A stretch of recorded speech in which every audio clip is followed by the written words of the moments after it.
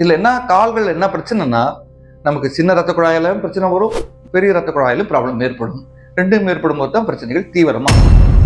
So முதல்ல கால்கள்ல குத்தல், ஒரு மாதிரி சுருக்கு சுருக்குன்னு குத்துது சார், காலில் கீழே வைக்கவே முடியல. அடுத்து கால்கள்ல மதன் இருக்குன்னுவாங்க, மரத்து போகுதுன்னுவாங்க. சில சமயம் கால்கள்ல ஒரு வலி, குறிப்பா பாத்தீங்கன்னா கட்டை விரல்கள்ல முதல்ல ஒரு வலி ஏற்படும்.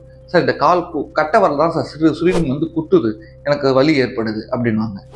அதுக்கப்புறமா பாத்தீங்கன்னா கால்கள்ல கால் பாதத்தை செருப்பு இல்லாமல் நடக்கவே முடியல சார், எதுவும் சின்னதாக ஒரு கல் பட்டாலும் எனக்கு வலி அதிகமாக தெரியுது, கால்களில் உணர்ச்சிகள் ரொம்ப அதிகமாக தெரியுது, கால் கீழே வைக்க முடியல பாதங்களை அப்படின்னு சொல்லுவாங்க. அடுத்து கால்களில் ஏற்படக்கூடிய பெரிய கால்கள் ஏற்படக்கூடிய கால்லாம் வலி, சார் கால் நடக்கவே முடியல, ராத்திரில எனக்கு கால் வலி, தூங்க விடல, காலை பெரட்டி போட்டு படுத்துட்டு இருக்கேன், எனக்கு கொஞ்ச நாள் கழிச்சு கால்களில் மரத்து போறது, உணர்ச்சிகள் இல்லாமல் போறது. அப்புறமா சில சமயம் கால்களில் ஒட்டிக்கிட்டு இருக்க மாதிரி இருக்கு சார், ஏதோ மெரிச்சிட்ட மாதிரி இருக்கு, கால்கள் ஏதோ பேப்பர் ஒட்டிக்கிட்டே இருக்க மாதிரி இருக்கு, கால்களில் ஃப்ரீயா இல்லை, மரத்து போன மாதிரி இருக்குன்னுவாங்க. இந்த மாதிரியான சிம்டம்ஸ்கள் இருக்கும். அடுத்து கொஞ்சம் தூரம் நடந்தாலே எனக்கு கால்களில் ஒரு வலி வருது, உட்காந்தாதான் எனக்கு இந்த வழியான வலி.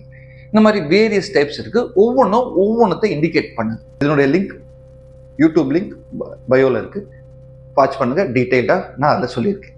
நன்றி, வணக்கம்.